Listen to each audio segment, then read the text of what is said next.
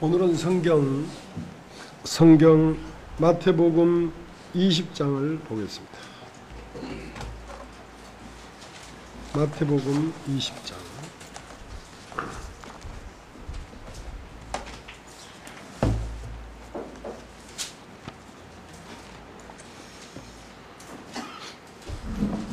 제가 읽겠습니다. 천국은 마치 품꾼을 얻어 포도원에 들여보내려고 이른 아침에 나간 집주인과 같으니, 저가 하루 한 데나리온씩 품꾼들과 약속하여 포도원에 들여보내고, 또 제3세에 나가보니 장터에 놀고 섰는 사람들이 또 있는지라 저에게 이르되 너희도 포도원에 들어가라. 내가 너희에게 상당하게 주리라 하니 저희가 가고, 제6시와 제9시에 또 나가 그와 같이 하고, 제11시에도 나가보니 섰는 사람들이 또 있는지라 가로되 너희는 어찌하여 종일토록 놀고 여기 섰느뇨. 가로되 우리를 품꾼으로 쓰는 이가 없음이니이다. 가로되 너희도 포도원에 들어가라 하니라. 저물매 포도원 주인이 청지에게 이르되 품꾼들을 불러 나중 온 자로부터 시작하여 먼저 온 자까지 삭슬 주라 하니, 제11시에 온 자들이 와서 한 데나리온씩을 받거늘, 먼저 온 자들이 와서 더 받을 줄 알았더니 저희도 한 데나리온씩 받은지라.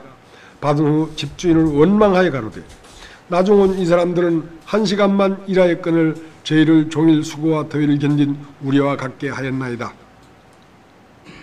주인이 그 중에 한 사람에게 대답하여 가로되 친구여, 내가 네게 잘못한 것이 없노라. 네가 나와 한 데나리온의 약속을 하지 아니하였느냐. 내 것이나 가지고 가라. 나중 온 이 사람에게 너와 같이 주는 것이 내 뜻이니라. 내 것을 가지고 내 뜻대로 할 것이 아니냐. 내가 선함으로 네가 악하게 보느냐. 이와 같이 나중된 자로서 먼저 되고 먼저 된 자로서 나중되리라. 예수께서 예루살렘으로 올라가려 하실 때에 12제자를 따로 데리시고 길에서 이르시되 보라, 우리가 예루살렘으로 올라가노니 인자가 대지상들과 서기관들에게 넘기움에 저희가 죽이기로 결단하고 이방인들에게 넘겨주어 그를 능욕하며 책치질하며 십자가에 못 박게 하리니 제3일에 살아나리라. 그때에 세베대의 아들의 어미가 그 아들들을 데리고 예수께 와서 절하며 무엇을 구하니, 예수께서 가라사대 무엇을 원하느뇨. 그러되 이 나의 두 아들을 주의 나라에서 하나는 주의 우편에 하나는 주의 좌편에 앉게 명하소서. 예수께서 대답해 가라사대 너희 구하는 것을 너희가 알지 못하는도다. 나의 마시려는 잔을 너희가 마실 수 있느냐. 저희가 말하되 할 수 있나이다. 가라사대 너희가 과연 내 잔을 마시려니와 내 좌우편에 앉는 것은 나의 줄 것이 아니라 내 아버지께서 누구를 위하여 예비하셨든지 그들이 얻을 것이니라. 열 제자가 듣고 그 두 형제를 대하여 분이 여기거늘 예수께서 제자들을 불러다가 가라사대 이방인의 집권자들이 저희를 임의로 주관하고 그 대인들이 저에게 권세를 부리는 줄 너희가 알거니와 너희 중에는 그렇지 아니하니 너희 중에 누구든지 크고자 하는 자는 너희를 섬기는 자가 되고 너희 중에 누구든지 으뜸이 되고자 하는 자는 너희 종이 되어야 하리라. 인자가 온 것은 섬김을 받으려 함이 아니라 도리어 섬기려 하고 자기 목숨을 많은 사람의 대성물로 주려 함이니라. 저희가 여리고에서 떠나갈 때에 큰 무리가 예수를 쫓더라. 소경 둘이 길가에 앉았다가 예수께서 지나가신 담을 듣고 소리질러 가로되 주여 우리를 불쌍히 여기소서. 다윗의 자손이여 하니 무리가 꾸짖어 잠잠하라되 더욱 소리질러 가로되 주여 우리를 불쌍히 여기소서. 다윗의 자손이여 하는지라. 예수께서 머물러 서서 저희를 불러 가라사대 너에게 무엇을 하여 주기를 원하느냐. 그러되 주여 우리 눈뜨기를 원하나이다. 예수께서 민망히 여기사 저희 눈을 만지시니 곧 보게 되어 저희가 예수를 쫓으니라. 전부 다 읽었습니다.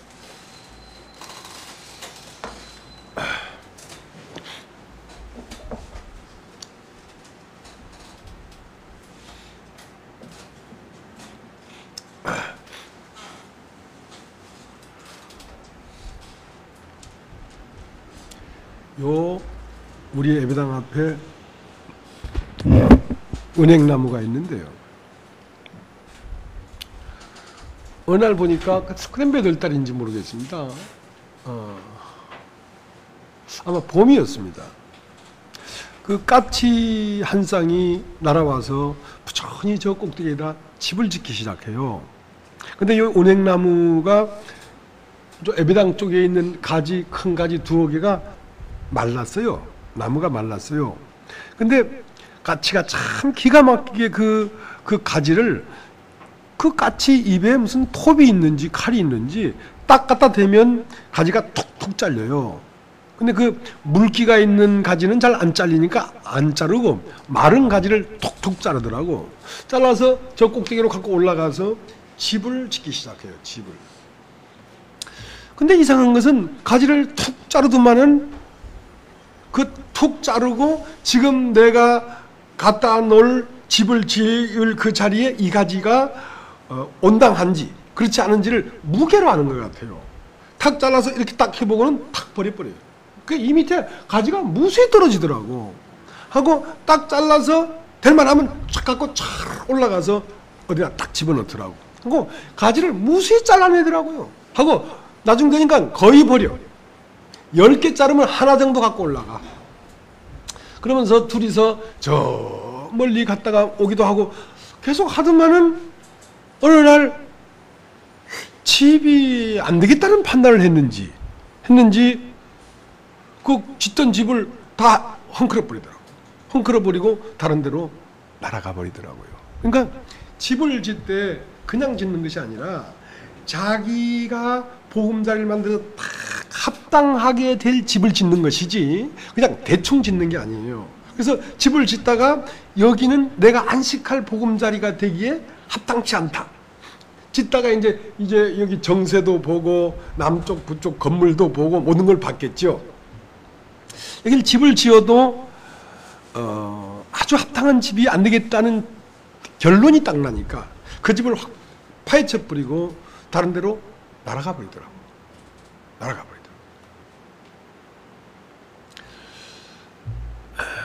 모든 것들은 말이죠.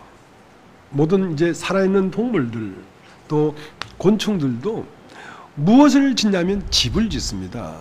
집을 짓는다는 건 뭐냐면 안식을 요구하고 있단 말이죠. 집이라는 것은 내가 편히 쉴 수 있는 곳입니다. 안식할 곳은. 하나님도 집을 짓고 계십니다. 집을. 그러니까 하나님의 창조의 궁극적인 목적은 집입니다. 집을 다 지으면 그 안에 하나님도 안식하려고 하는 것입니다. 그래서 하나님의 안식하는 몸은 어떤 몸이냐면 육의 몸이 아니고 신령한 몸이기 때문에 이 물질적인 세계가 아니라 심령적 세계를 창조하려고 하는 것입니다. 심령적 세계를 제대로 창조가 딱 되면 그것은 하나님의 집이 되는 거기 때문에 하나님이 그 안에 들어와서 안식하면 그 집은 빛나게 되죠. 그 집은 영광스럽게 되죠. 그 집은 평안하게 되죠. 그래서 창세기 1장의 창조는 물질적 창조 같지만 사실은 그것은 무엇의 창조의 그림자냐면 창세기 2장의 창조의 그림자인데요. 창세기 1장은 어떻게 보면 물질적 창조 같지만 하나님은 물질적 창조가 종점이 아니라 심령적 창조가 종점입니다.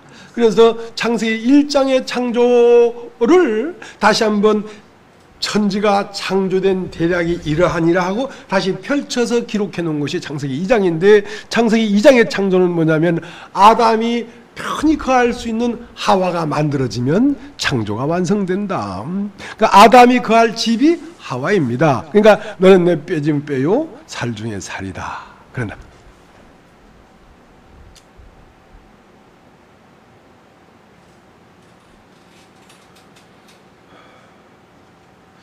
하나님이 성전을 만드시는데요.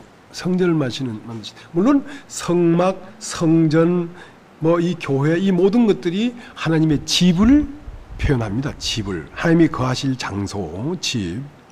근데 하나님이 성전을 짓는데 어떻게 짓느냐면 저 레바논에 있는 백향목이나 이런 나무들을 예루살렘까지 가져와서 집을 짓는데 어떻게 가져오냐면 그 지중해니까요. 지중해니까 레바논에 있는 백향목을 바다의 뗏목으로 띄워서 바닷물을 타고 수은 물로 운반해서 가지고 온단 말이죠. 왜 물로 운반을 하냐면 나무의 속성이 있습니다. 나무의 속성이 있는데 그 나무의 속성이 다 죽어야 와서 예를 들면 뭐 붙박이장을 만들었다, 아니면 뭐 어떤 뭐 문을 만들었다 했을 때 뒤틀리지가 않지. 그 나무의 속성이 완전히 진우시가 되지 않냐면 집을 다 지어놓고 나중에 뒤틀려 버린다고. 그러니까 변함없는 사람으로 만드는 거죠. 마음이 금방 이랬다 저랬다 하는 사람이 아니고 시종일관 변함없는 사람을 만들려는 것이죠. 그런 사람들로 교회를 만들려고 하는 것이죠. 그래서 옛날 부산에 동명목자라는 데가 있었습니다. 거기는 이제 옛날 아프리카나 브라질 있는 아마존 이역에 있는 큰 아름드리 나무들을 이제 수입해 오면 부산 감마동 앞바다가 전부 다 나무로 꽉 차요. 6개월 1년씩 바닷물에 잠겨 놓습니다. 그걸 그 일본 말이죠. 진우시라 하는데 그 원 나무의 속성을 뺀다. 그래서 그렇게 해서 그 나무를 건져내야 어떤 데 써도 가구가 뒤틀리질 않는 거라.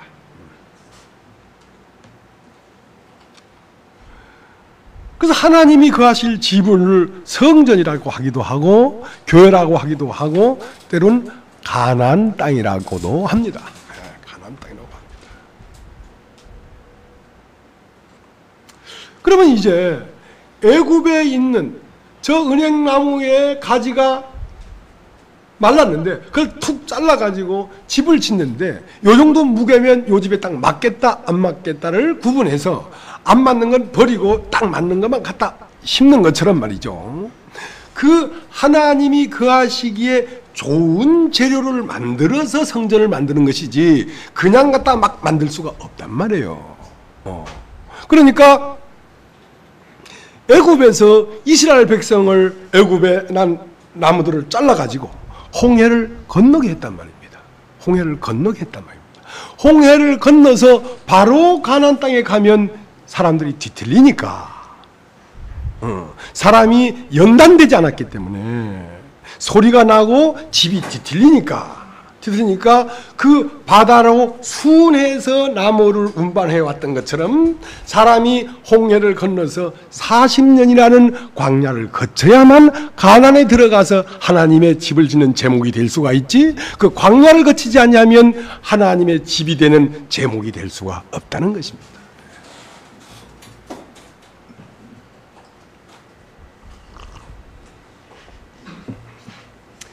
하나님은 이 나무를 베서 저 지중해의 바닷물로 수운해 오너라 할 때 이 나무의 속성 자체가 남아있으면 뒤틀릴 걸 알고 있었기 때문에 그 나무의 속성을 빼는 것처럼 이스라엘 백성들은 자기가 홍해를 건넜기 때문에 이제는 애굽이 우리나라가 아니다, 애굽하고 나하고는 상관이 없다 하고 애굽을 나와서 광야를 가고 있었지만 사실은 그들 속 안에 애굽의 얼이 남아있었다. 세상에 잔존 세력이 남아있었다. 그들은 다 된 것 같았지만 하나님 볼 때는 다 된 게 아니고 그들 속 안에 세상이 남아있다.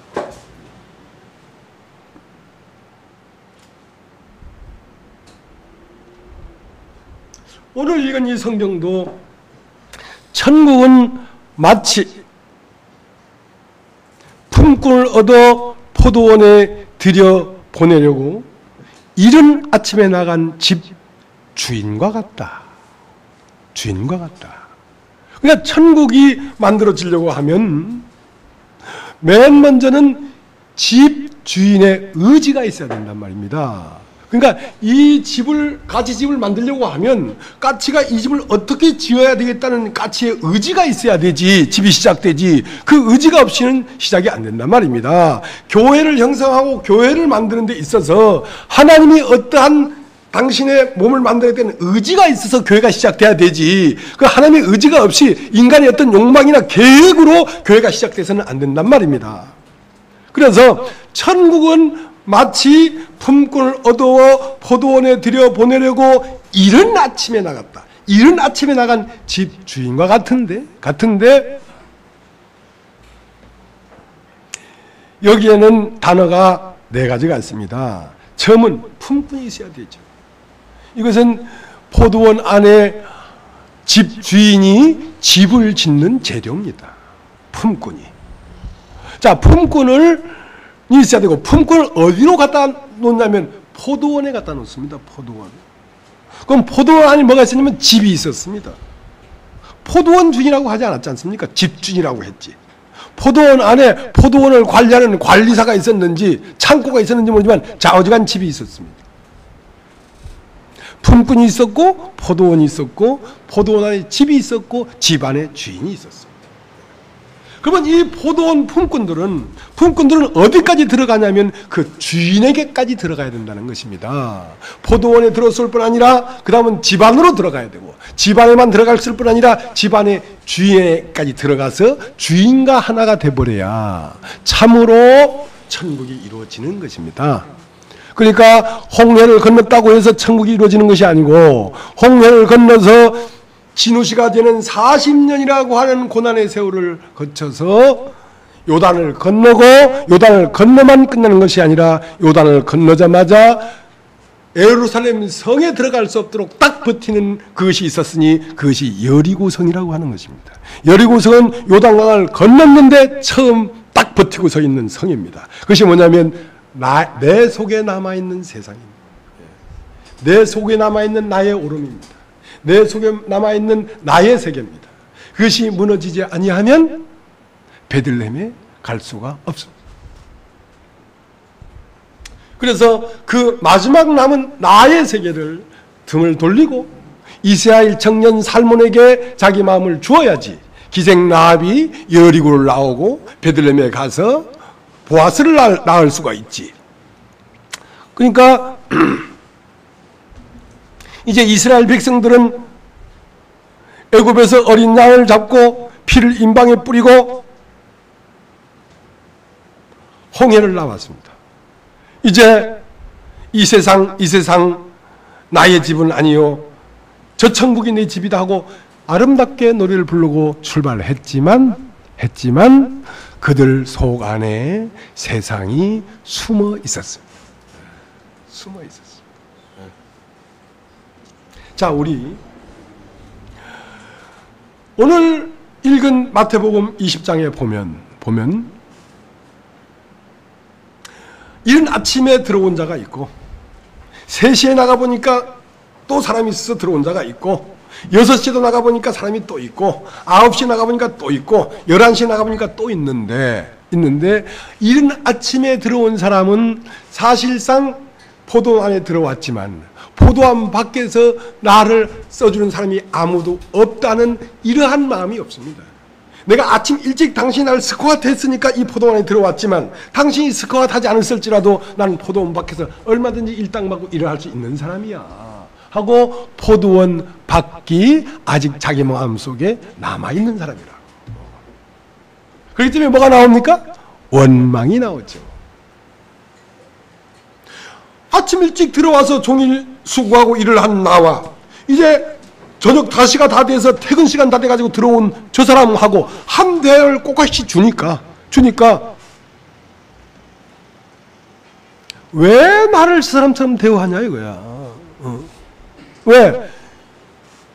아침 일찍 들어왔다는 것은 아직 포도원 밖의 세계가 있다는 것입니다. 나의 오름도 있고 나의 잘난 것도 있고 내 수고도 있고 내 희생도 있고 너 한 거 뭐 있냐? 너 한 거 뭐 있냐? 나는 이 교회 앞에 와서 이렇게 내가 헌신했다. 그것이 남아있으면 반드시 원망이 됩니다.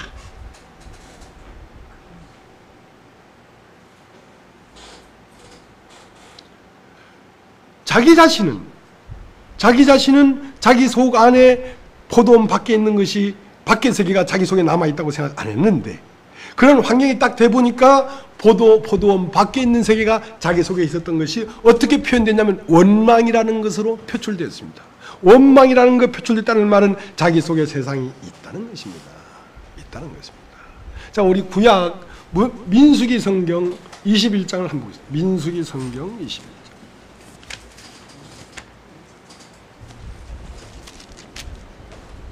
민수기 21장.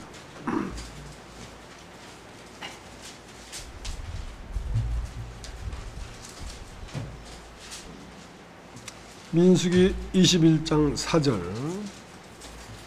백성이 호르산에서 진행하여 홍해길로 쫓아 에돔 땅을 둘러 행하려 하였다가 길로 인하여 백성의 마음이 상하니라. 백성이 하나님과 모세를 향하여 원망하되 어찌하여 우리를 애굽에서 인도하여 올려서 이 광야에서 죽게 하는고. 이곳에는 식물도 없고 물도 없도다. 우리 마음이 이 박한 식물을 싫어하노라. 여호와께서 불뱀들을 백성 중에 보내어 백성을 물게 하심으로 이스라엘 백성 중에 죽은 자가 많은지라. 백성이 모세에게 이르러 가로되 우리가 여호와 당신을 향하여 원망함으로 범죄하였사오니 여호와께 기도하여 이 뱀들을 우리에게 떠나가게 하소서. 모세가 백성을 위하여 기도하며 여호와께서 모세에게 이르시되 불뱀을 만들어 장대 위에 달라. 물린 자마다 그것을 보면 살리라. 모세가 노뱀을 만들어 장대 위에 다니 뱀에게 물린 자마다 노뱀을 쳐다본 적 살리라. 이스라엘 자손이 진행하여 오봇에 진쳤고. 자, 이스라엘 백성이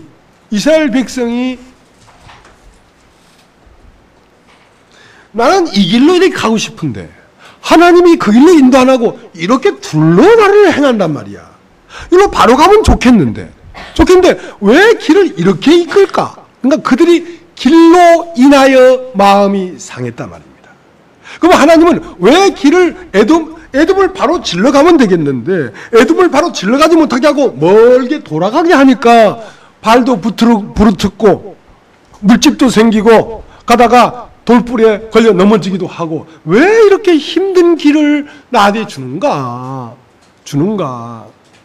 그러나 하나님은 힘든 길을 그들에게 주기에 앞서 뭘 보고 있었냐면 그들 속에 애굽이 남아 있었다는 것을 보고 있었단 말이에요. 그들이 길로 인하여 마음이 딱 상하니까 대뜸 나오는 말이 우리를 애굽에서 인도하여 내서 여기서 죽게 하는도다. 그들 마음속 안에 애굽을 사모하고 애굽을 사랑하는 마음이 그들 속에 남아 있었어요. 그게 남아 있어서는 가나안에 갖다 놔도 가나안 땅이 될 수가 없습니다. 그것은 제2의 애굽이지 그것은 천국이 될 수가 없어요.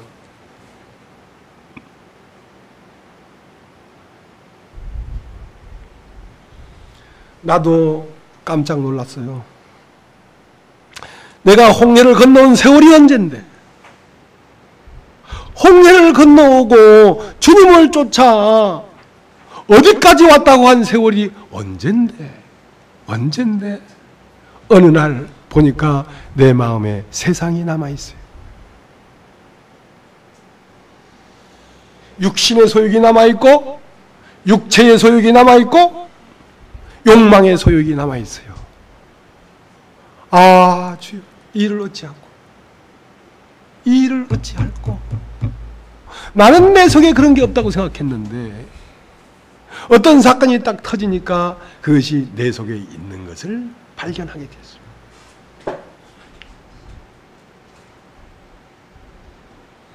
그 숨어있는 것은 반드시 드러나야지 해결이 되지 드러나지 않고는 절대로 해결될 수가 없습니다. 비록 부끄럽고 힘들고 어렵고 진땀이 나지만은 사실은 그것은 드러나야만 책망받는 것마다 빛으로 나타납니다.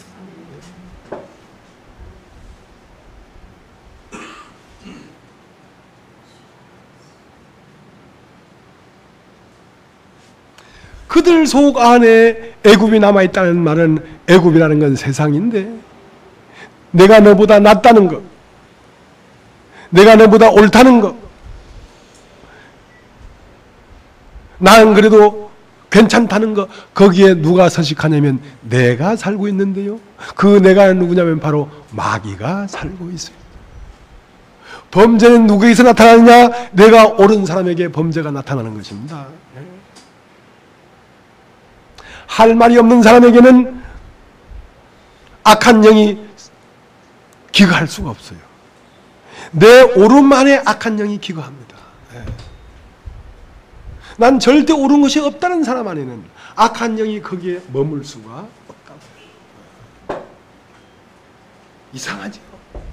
그래서 이 기독교가 왜 이렇게 타락하고 악하고 음란하냐면 다 괜찮고 좋은 사람들을 만들어 놓으니까 그 안에는 악한 영이 꽉 들어차서 범죄가 이렇게 나오는 것입니다.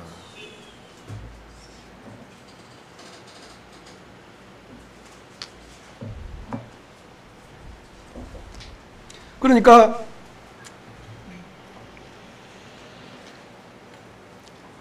길로 인하여 그 길로 인하여 마음이 상하고 원망이 드러나도록 하나님은 길을 이끌었다는 것입니다. 왜냐하면 그들 속에 그들이 알지 못하는 세상이 그게 숨어 있었기 때문에. 그럼 결국은 이 불뱀을 누가 불러들인 거냐면 내 자신이 불러들인 것입니다.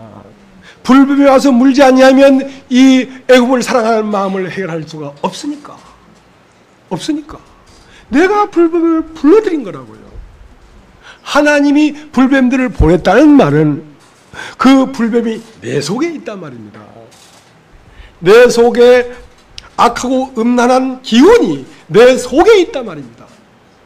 그것을 들추어낸다는 것은 불뱀에게 물린다는 것입니다. 들킨다는 것입니다. 아, 죽었구나. 그래서 밤잠을 자지 못하고 사람이 구로하는 것입니다. 불뱀에 물렸기 때문에. 어찌할꼬.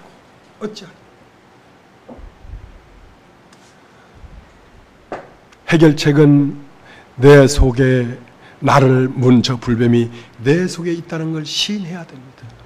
시인해. 당신이 옳습니다. 내 밖에 일어난 모든 상황들이 밖에 어떠함으로 일어난 게 아니라 내 속 안에 애굽이 남아있기 때문에 이런 상황이 일어났구나. 게바나 아볼로나 장래이나 현재이나 사망이나 생명이나 다 너의 것이요 너희는 그리스도의 것이요 그리스도는 하나님의 것이단 말이야. 네가 그리스도와 한 몸이 되려고 하면 너에게 닥쳐지는 모든 것은 그리스도와 함께 된 성분으로 만들기 위하여 너에게 주신 것이기 때문에 누구 때문에가 아니라 불뱀은 누구 때문에 아니라 네 때문에 온 것이라고. 네 때문에 온 것이라고.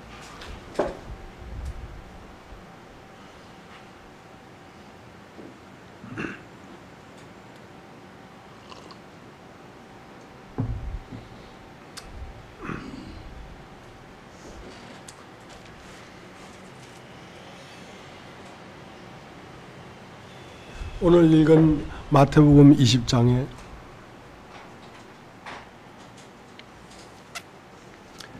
오늘 본문으로 가겠습니다. 본문 마태복음 20장 10절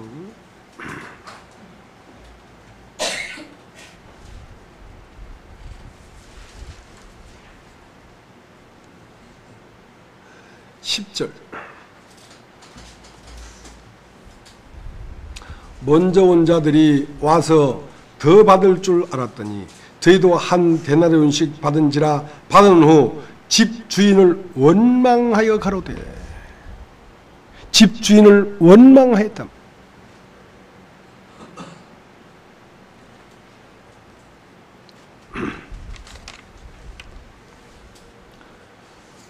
집주인이 당신 자신의 형상을 만들려고 품꾼들을 불러가지고 포도원에 들여보냈습니다. 포도원에 들여보낸 것은 아직 그 집 재료가 안 된 거죠. 그러니까 포도원에서 어떤 과정을 거쳐야 됩니다. 포도 안에서 과정을 거치면 그 집에 들어가게 되죠. 그 집에 뭐 기둥이면 기둥, 이제 문짝이면 문짝, 이렇게 그 집의 일부가 되게 되죠. 그러니까 품꾼들이 여 수유동 교회에 사람들이 다 왔다고 해서 바로 교회가 되는 게 아닙니다. 여기에서 와서 어떤 과정을 거쳐야 이 교회의 지체가 되는 겁니다. 이 교회의 지체가 됐다고 해도 그에게서 그리스도가 나타나는 게 아닙니다. 완전히 자기가 비워져야 그에게서 그리스도가 나타나는 것입니다. 근데 그에게서 그리스도가 나타나려고 하면 빈 그릇이라야지. 비워져야 되지. 나는 그래도 이렇게 했다. 나는 그렇게 일을 했다. 난 너보다 옳다 하는 자기의 옳음이 있으면 그리스도가 나타날 수가 없습니다. 나타날 수가 없습니다.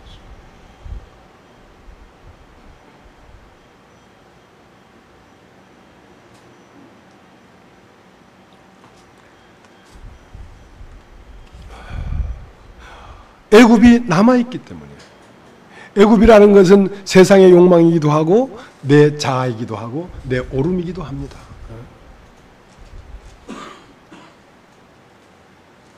그래서 밖이 끝나야 안으로 들어오지, 밖이 끝나지 않으면 안으로 들어올 수가 없으니까 요한복음 14장에 내 아버지 집은 거할 곳이 많다 해놓고 그 아버지 집으로 가는 길은 오라 우리가 여기를 떠나자.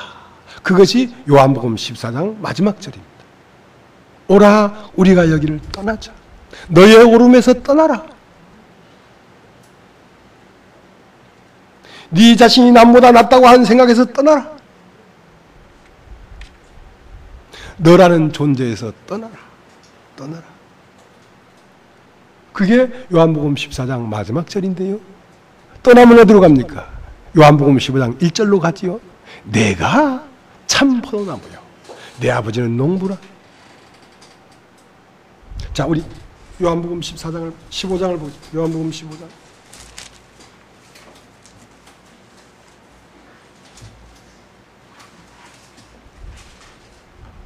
(15장) 14장 30절.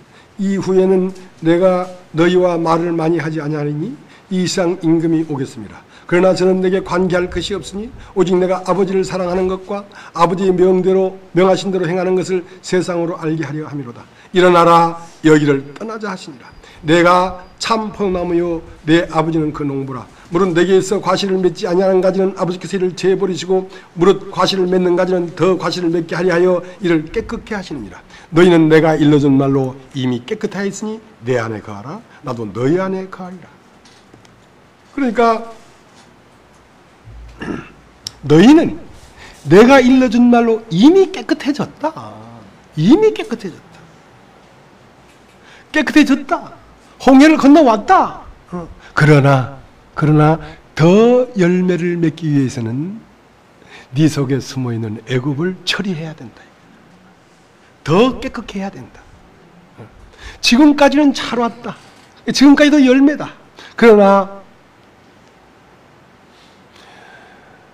네 속에 애굽의 씨가 남아있어서는 곧 넘어지게 돼 있어. 곧 타락하게 돼 있어. 곧 범죄하게 돼 있어. 범죄의 씨는 네 속에 있어. 애굽이 네 속에 남아있어. 그렇기 때문에 더 열매를 맺게 하기 위하여 드러내서 처리하는 것입니다. 드러내서 처리하는 것입니다.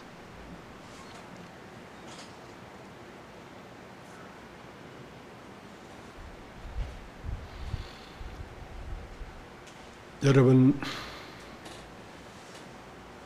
임신은 한순간이 되지만 그 아이가 완전히 몸이 형성돼서 해산하기까지는 창조의 과정이 있어야 되지, 그냥 임신했다고 바로 사람이 되는 게 아닙니다. 여러분이 생명이 임했다고 해서 여러분이 함이 거하실 수 있는 집이 바로 된 게 아니란 말입니다. 그렇기 때문에 비록 우리가 하인과 사귐을 갖고 있는 삶자들일지라도 우리 속 안에 애굽이 숨어 있다는 것을 발견해야 합니다. 그래서 요한 1서에 보면 저가 빛 가운데 계신 같이 우리도 빛 가운데 있으면 서로 사귐이 있고, 그러면서 너희가 만일 죄 없다 하면 거짓말하는 자요, 진리가 그 속에 있지 않냐거니와 너희가 너희 죄를 자백하면 그는 미쁘시고 의로우사 너희의 모든 불의에서 너희를 깨끗게 할 것이요. 우리가 존재가 바뀌었지만 애굽의 얼이 남아 있습니다. 애굽의 기운이 남아 있습니다. 그렇기 때문에 십자가에 죽었다고 되는 게 아니라 죽고 3일이라고 하는 그 녹는 과정이 필요합니다. 그걸 녹을 때는 가슴이 다 녹죠. 왜? 그것이 드러나서 책망되니까. 창조의 과정은 빛이 있으면 빛이 있었고는 시작이고요. 거기에 하늘에 있는 생명이 임하여 꽃이 피어지려면 묻이 드러나라. 묻이 드러나 하심에 묻이 드러났고 거기에 씨가 임하는 것입니다. 거기에 말씀이 임하는 것입니다.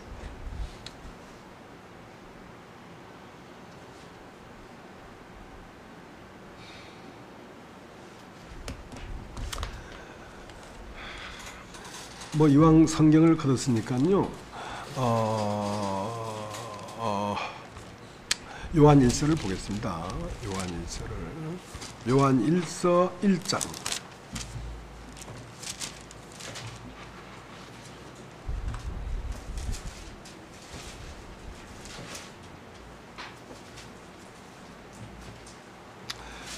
이제 우리가 하나님과 사귐을 갖는 것은 나로 사귐을 갖는 것이 아니라 내 안에 거듭난 생명으로 사귐을 갖는 것입니다. 그러니까 내가 이 생에 태어난 나로 사귐을 갖는다고 한다면 거짓말하는 것입니다. 육신은 하나님과 사귐을 갖지 않습니다. 그럴지라도 빛 가운데 있을지라도 빛이 있는 존재 밑에 어둠이 존재가 남아 있습니다. 그래서 어둠인 나로 하나님과 사귐을 한다고 하면 거짓말하는 자이기 때문에 나는 죄를 자백하라 말입니다. 나는 하나님과 사귐을 가질 수 없는 사람입니다 하고 나는 자백해야 내 안에 그리스도가 더 드러나서 그리스도가 하나님과 사귐을 가질 거 아니냐 이 말이죠. 내 부분이 남아있는 것만큼 여리고성이기 때문에 그 여리고성 때문에 예루살렘 성으로 진입을 하지 못하고 있는 것입니다. 여리고성은 무너져야 된단 말이죠. 구원을 받았을지라도 아직 내 안에 있는 나라는 얼은 무너져야 된단 말이죠. 그래서 그렇게 기록해 놓은 것이죠. 7절 저가 빛 가운데 계신 같이 우리도 빛 가운데 행하면 우리가 서로 사귐이 있고 그 아들 예수의 피가 우리를 모든 죄에서 깨끗게 하실 것이요 만일 우리가 죄 없다면 스스로 속이고 또 진리가 우리 속에 있지 아니할 것이요 만일 우리가 우리 죄를 자백하면 저를 미쁘시고 의로우사 우리 죄를 사하시며 모든 불의에서 우리를 깨끗게 하실 것이요 왜 우리를 깨끗게 하냐면 더 열매를 맺게 하기 위하여 더 깊은 세계로 우리를 이끌어가기 위하여 열매를 맺는다는 것은 주님과 더 깊게 들어간단 말입니다. 포도원에서 집으로 집에서 주인 안으로 그게 천국이니까 뜰에서 성소로 성소에서 지성소 안으로 들어가야 돼요.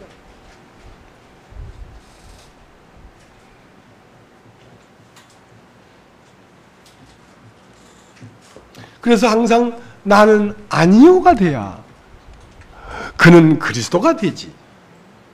나도 된다 이러면 그리스도는 내 안에서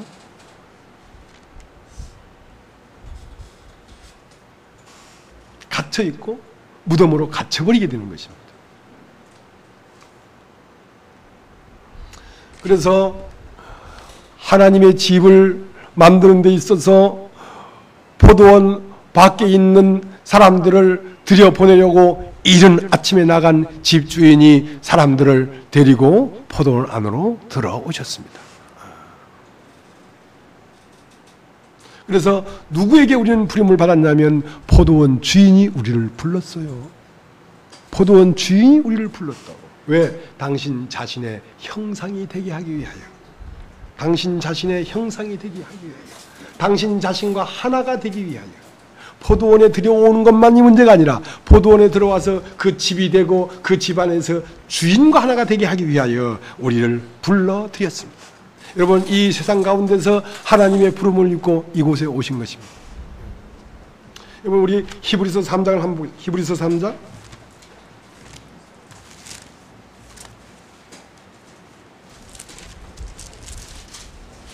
히브리서 3장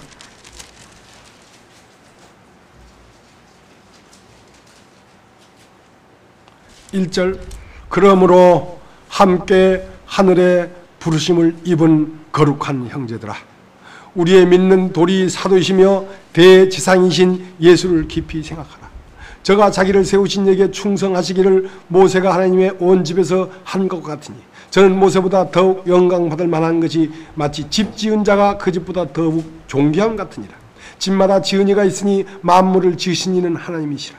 또한 모세는 장래에 말할 것을 증거하기 위하여 하나님의 온 집에서 사환으로 충성하였고 그리스도는 그 집 맡은 아들로 충성하였으니 우리가 소망의 담대함과 자랑을 끝까지 견고히 잡으면 그의 집이라. 우리가 그의 집입니다. 우리는 누가 거하기 위하여 부르심을 입었냐면 우리 안에 하나님이 거하시기 위하여 우리가 부르심을 입은 형제들입니다.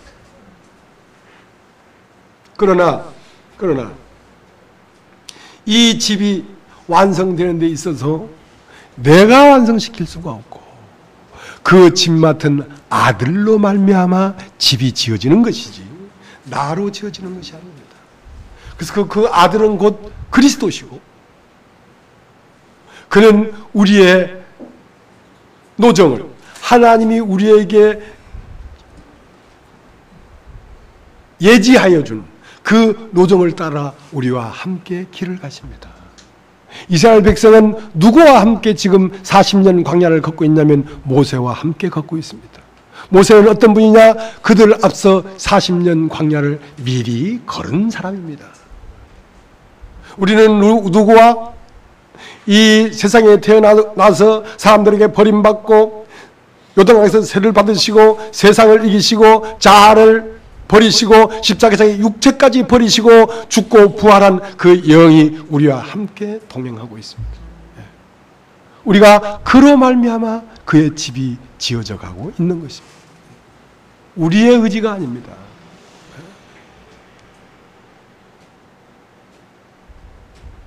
모세는 율법으로 사람이 이렇게 해라 저렇게 해라 이렇게 해야 된다 저게 사람의 의지를 요구했습니다. 그러나 아들은 사람의 의지를 요구하지 않습니다. 아들은 우리 안에서 당신의 의지로 말미암아 우리를 이끌어 가십니다. 모세는 집 맡은 사환으로 충성했지만 예수는 집 맡은 아들로 충성했다는 말이 그 말입니다.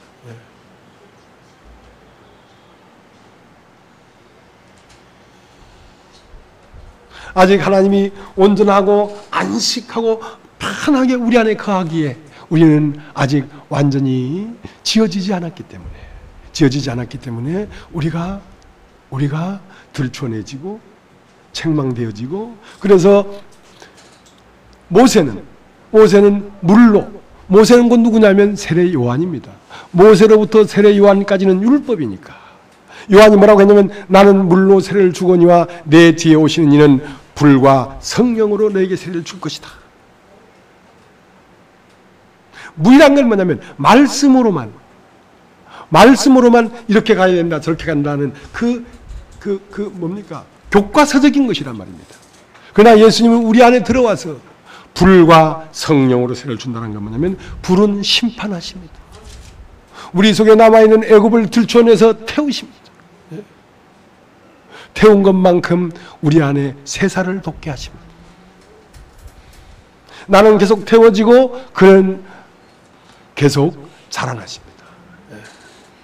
이 일이 끊임없이 우리 안에서 일어나고 있기 때문에 우리 안에서 시간이 지나면 지날수록 나와 세상은 점점 버려져서 완전히 버려질 때 비로소 다 이루었다 하는 것입니다.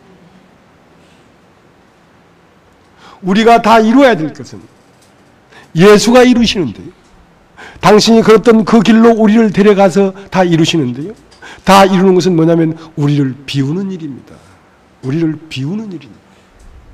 처음 세례를 받고 마태복음 3장에 세례를 받고 마태복음 4장에 성령에 이끌려 마귀에게 시험을 받으면서 세상을 비웠습니다.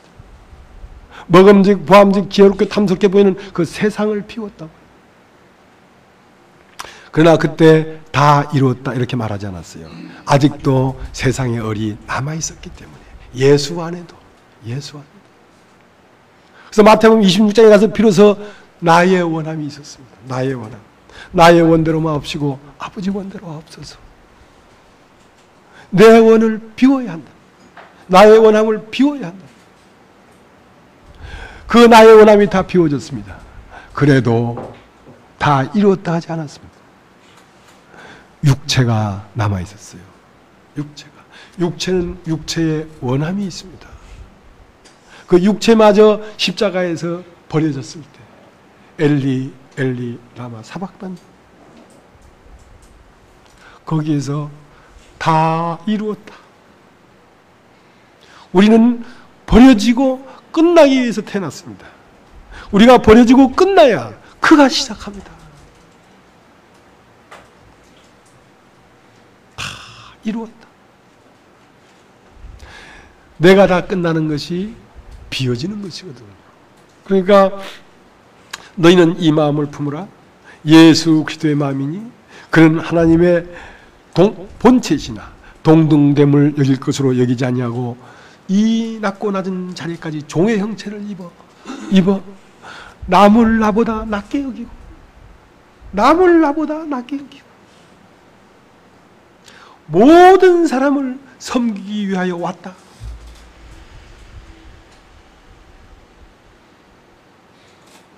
그런 사람들끼리 모여있는 곳이 천국인 것입니다. 그 천국을 만들려고 하는 것입니다. 천국을.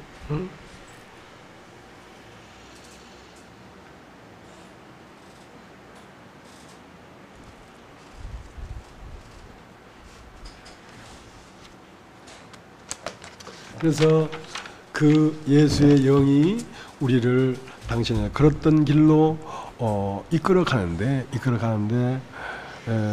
시간이 지날수록 자꾸 내가 비워지는 것을 경험하게 됩니다.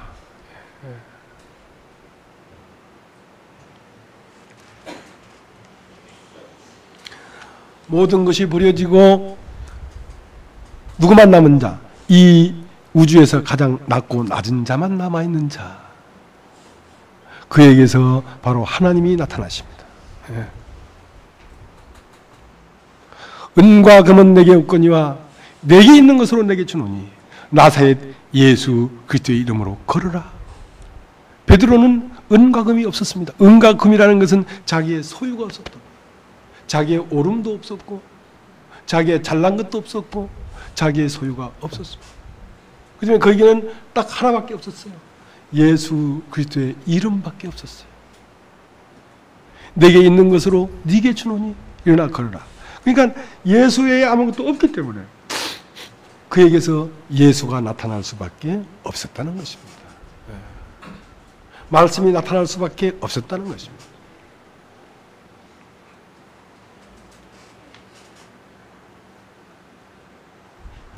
은과 금이 있는 자는 무엇이 그 안에 기생하고 있냐면 세상이 기생하고 있습니다.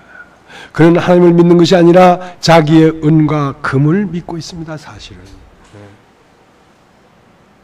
겉으로는 예수를 믿는 것 같지만 그렇지 않습니다.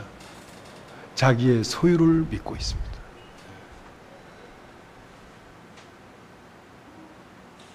예수는 눈에 안 보여도 큰 걱정이 없지만 자기 소유는 없어지면 난리 납니다. 왜냐하면 소유를 믿고 있기 때문에. 소유를 믿고.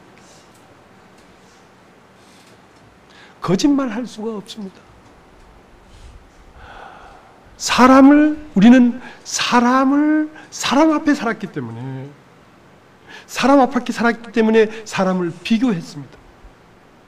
저 사람은 늦게 들어왔는데 왜 나와 똑같이 한 데나리온을 줍니까? 네가 나와 한 데나리온의 약속을 하지 않았냐 말이야.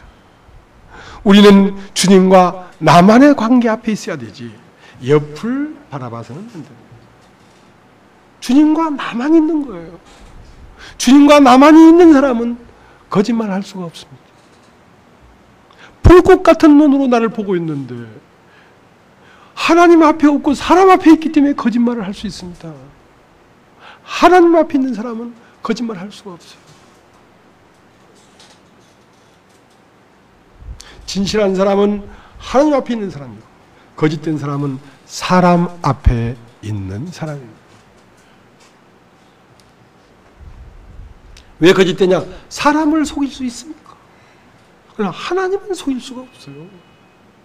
우리가 하나님의 부름을 받은 사람들이지 사람의 부름을 받은 사람들이 아니지 않습니까? 그럼 하나님 앞에 있어야지. 하나님 앞에 있어야지. 그가 내 안에 들어와서 살겠다는데 그가 합당하게 나를 만들어야지.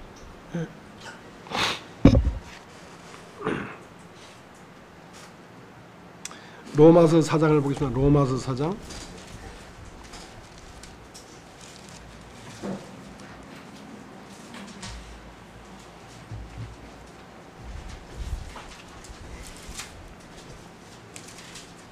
사장 1절. 그런즉 육신으로 우리 조상된 아브라함이 무엇을 얻었다 하리요? 만일 아브라함이 행위로서 의롭다 하심을 얻었으면 자랑할 것이 있으려니요 하나님 앞에서는 없느니라. 성경이 무엇을 말하느냐? 아브라함이 하나님을 믿음에 이것이 저에게 의로 여기신 바 되었느니라. 일하는 자에게는 그 삭슬을 은혜로 여기지 아니하고 빚으로 여기거니와 이를 아니할지라도 경건치 아니한 자를 의롭다 하시는 이를 믿는 자에게는 그의 믿음을 의로 여기시나니 일하는 것이 없이 하나님께 의로 여기심을 받은 사람이 행복에 대하여 다윗이 말한 바 그 불법을 사하심을 받고 그 죄를 가리우심을 받는 자는 복이 있고 주께서 그 죄를 인정치 아니하실 사람은 복이 있도다. 그러니까 오늘 읽은 마태복음 20장에 두 종류의 사람이 나옵니다. 한 종류는 일을 한 사람이 있고 한 사람은 일을 안 한 사람이 있습니다. 일을 한 사람에게는 한대한을 주니까 빚으로 여기거니와 더 받을 줄 알았는데 왜 이거밖에 안 주냐 이거야. 그러나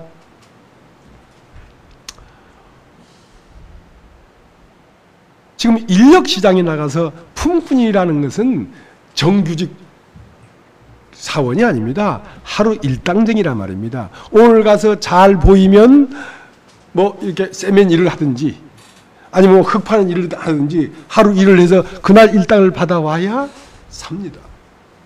근데 오후 5시까지 보통 인력시장은 7시 반, 9시 되면 다 파합니다. 왜냐하면 아침부터 사람을 데려다가 일을 시키지 오후에 사람 데려다 일 시켜서 그 일 시키는 사주가 그 소리나는 일이죠.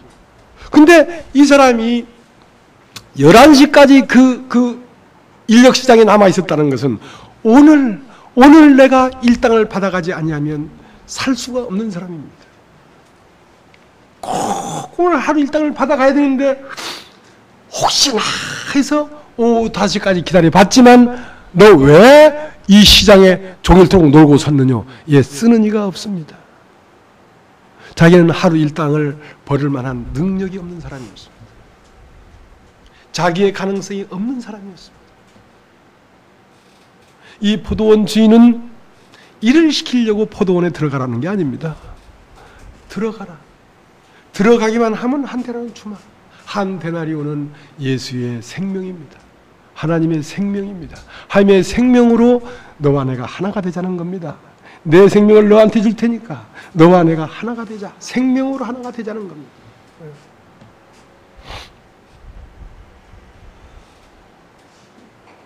그러니까 금방 들어와서 나 일도 못하는 사람을 왜 나를 들어가라 할까? 일당 안 줘도 고맙습니다. 이 사람은.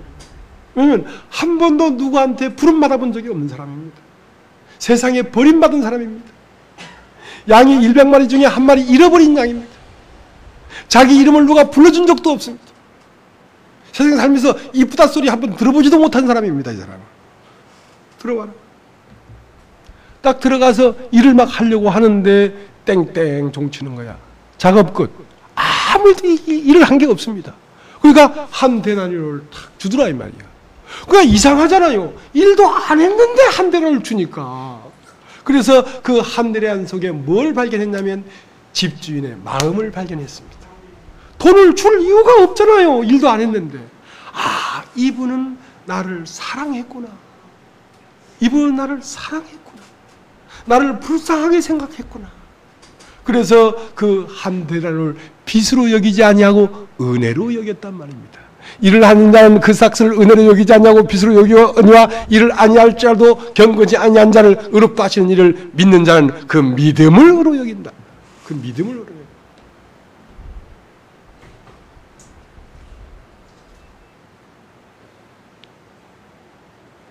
의라는 건 뭐냐면 하나님과 하나가 되는 것이 의입니다.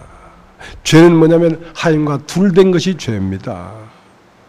정말로 내가 아무것도 할 수가 없는 버려진 자리에서 하나님의 은혜를 입으면 그것이 의가 된단 말입니다. 의가 된다는 건 하나님과 마음을 같이 해서 한 몸이 된단 말입니다. 하나님에게 들어가 버린단 말입니다. 그게 의죠, 의.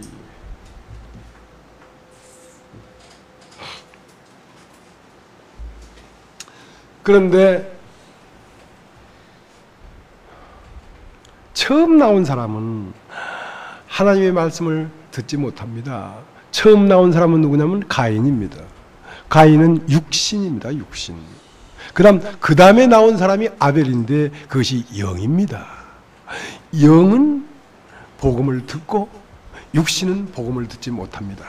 육신은 자기 생각만 고집합니다. 자기 생각으로만 막 합니다.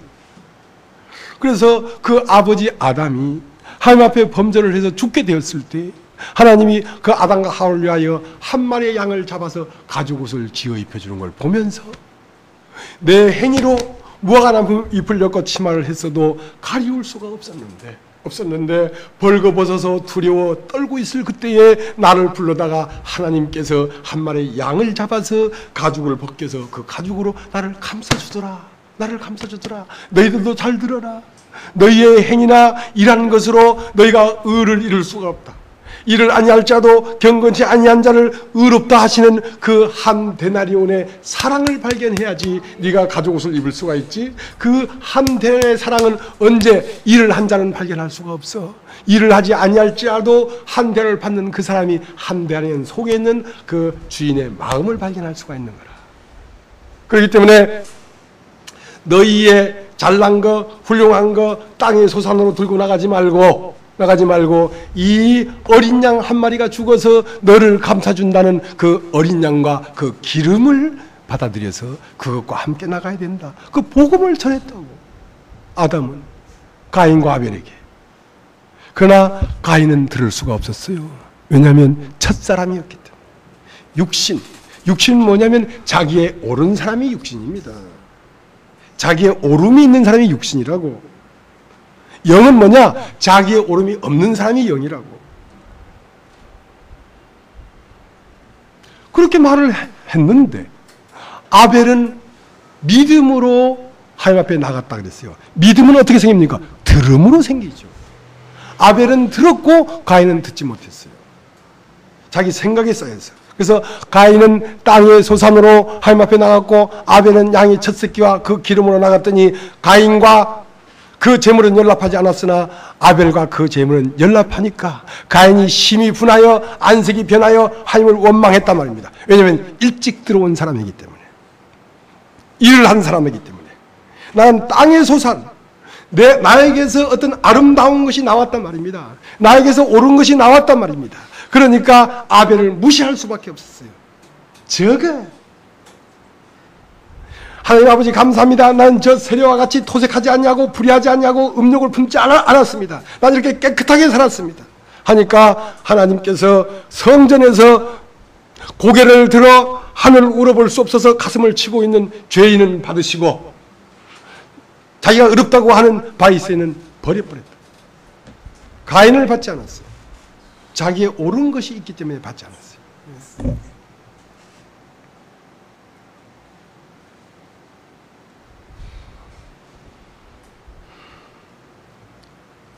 히브리서를 한번 보겠습니다. 히브리서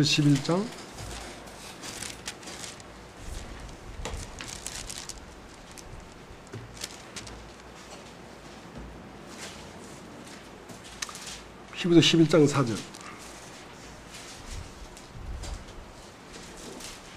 믿음으로 아벨은 가인보다 더 나은 제사를 하나님께 드림으로 의로운 자라 하시는 증을 얻었으니 하나님이 그 예물에 대하여 증가하심이라. 저가 죽었으나 그 믿음으로써 오히려 말하느니라.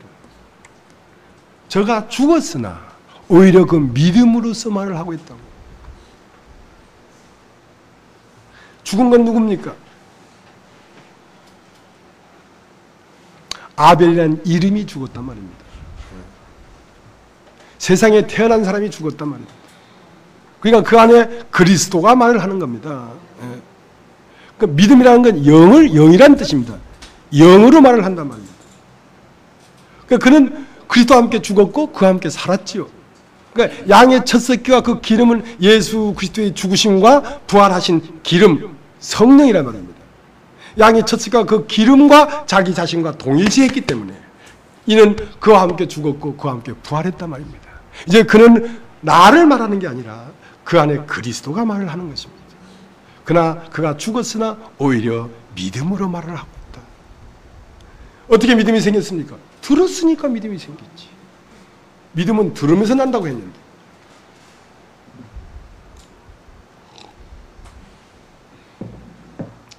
그래서 이제 마태복음 20장을 가서 마치겠습니다.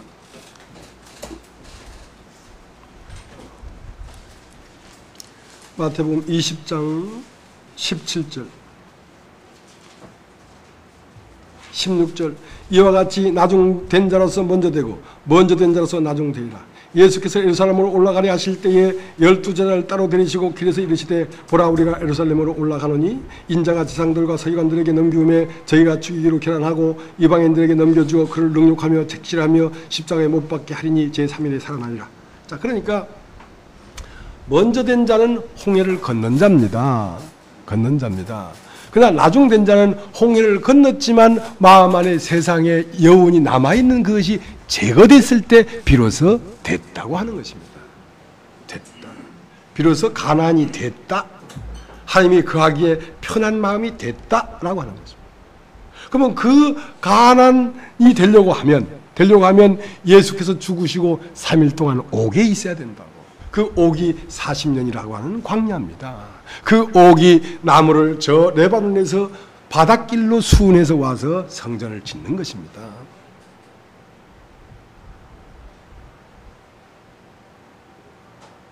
그래서 책망되는 것마다 드러나면 그것이 녹는 과정이 우리 삶 가운데 있습니다. 그것은 우리를 창조하는 과정입니다. 우리를 깨끗게 하는 과정입니다. 그 어리석은 이론을 가지고 셋째 하늘에 갔다 어쨌다 하면서 다 됐다고 하는 것은 아직 창조가 뭔지를 만나보지 못해서 그래요. 그런 건 이론입니다. 그건 생명이 아니에요. 생명은 현장에서 만들어지고 있는 지금 현장에 있어요. 현장에. 우리 눈에 보이지 아니하지만 보이지 않는 한 분이 우리 사이를 관통하고 다니면서 각 사람을 지금 만들고 있습니다. 실제로 만들고 있습니다.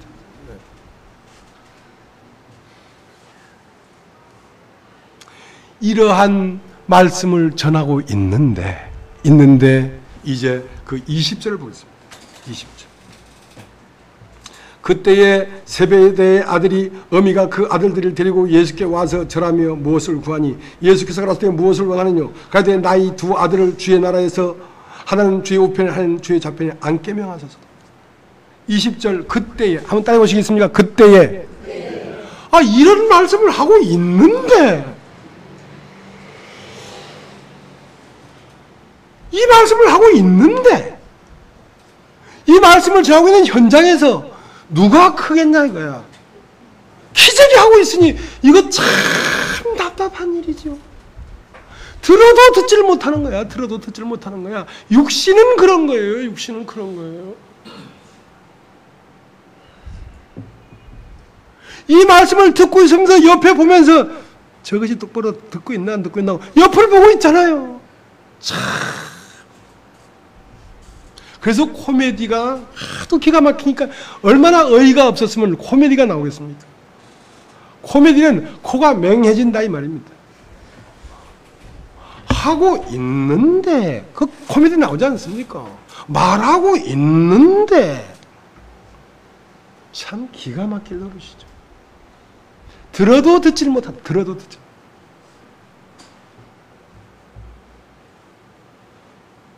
가장 낮은 자리에서 네가 가장 높은 하나님이 나타난다. 네가 가장 높은 것은 이 우주를 창조하는 하나님이 가장 높기 때문에 그 하나님이 나타나면 그보다 더 영광스러운 게 어디 있냐. 그것은 네가 가장 낮은 자리에 있을 때 나타난다. 이 말을 하고 있는데 주의 우편에 누가 앉겠습니까? 네가 구하는 것을 네가 알지 못하는구나.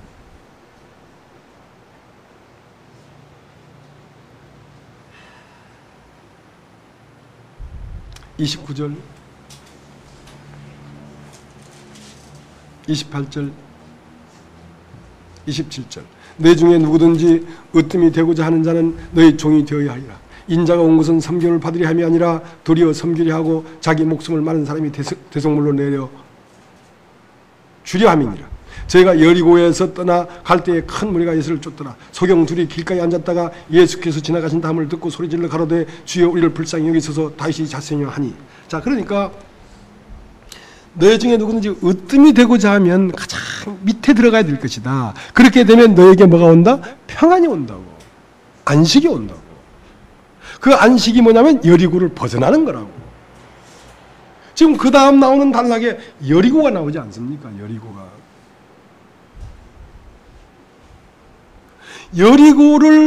여리고에서 지금 사람들을 데리고 여리고를 나가고 있다고 주님이. 우리를 이 세상에서 데리고 흑암의 권세에서 우리를 건져내서 사랑의 아들의 나라로 우리를 데리고 가고 있다고. 세상이라는 우리에 있는 양들을 각각 불러내가지고 예수님이 앞에 가니까 양떼들이 예수님을 따라 다른 우리로 건너가고 있다고. 다른 우리가 어디냐? 세상이라고. 세상이 아니라 천국이라고. 그러면 그 전에 어디냐? 포도원 밖에 있었다고. 포도원 밖은 어디냐? 세상인데 거기가 지옥이라고. 지옥에서 우리를 건져내서 천국으로 우리를 옮기고 있다고 지금.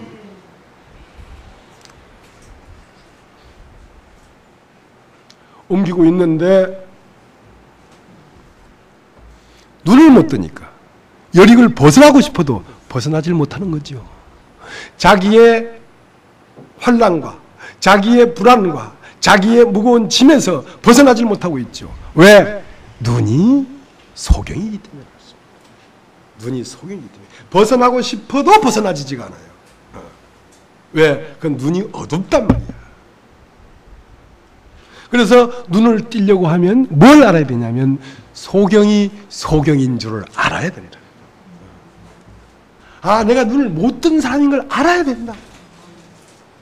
그래야 눈을 뜰 거야. 그래서 자기가 소경인 줄 아니까 적극적으로 나와서 다윗의 자손이요 우리를 불쌍히 여기시옵소서. 우리를 불쌍히 여기시옵소서.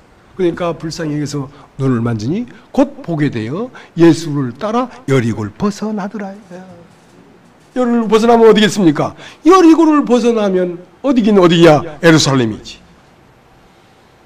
하나님이 거하시는 하나님 나라지. 그래서 여리고는 무너져야 하는 것입니다. 여리고에서 하나님의 세계를 보려고 하면 최소한 성벽 위에 올라와 살아야 돼요. 성벽 위에 올라 사는 사람의 이름이 라합이었는데 이 라합이 아마 이빨 빠진 기생이었던가 봐.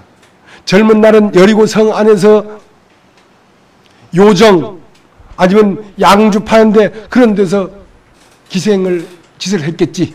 근데 이제는 성벽 위에 올라와서 왜 술 팔아?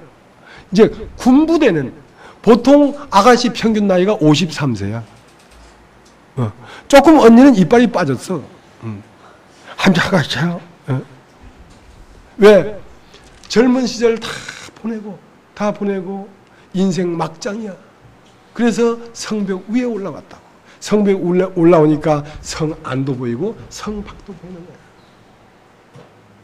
인간의 자기 아집 속에 있으니까 내 생각만 하지. 그러나 인간이 무너지면 성벽 위에 올라온다고.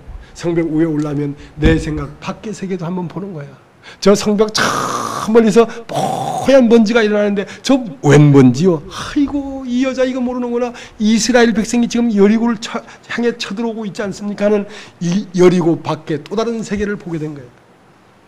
그래서 여리고를 버리고 이스라엘을 받아들였다고. 이스라엘 청년 살몬을 받아들였다고. 그 기생 라합의 마음에 여리고가 무너져 버린 거죠. 세상이 무너져 버린 거죠. 그래서 살몬과 함께 베들레헴에 가서 보아스를 낳았습니다. 여러분, 보아스를 낳아서 그 생명으로 기뻐하고 즐거워하는 교회가 되시기를 바라겠습니다. 여기까지 하겠습니다.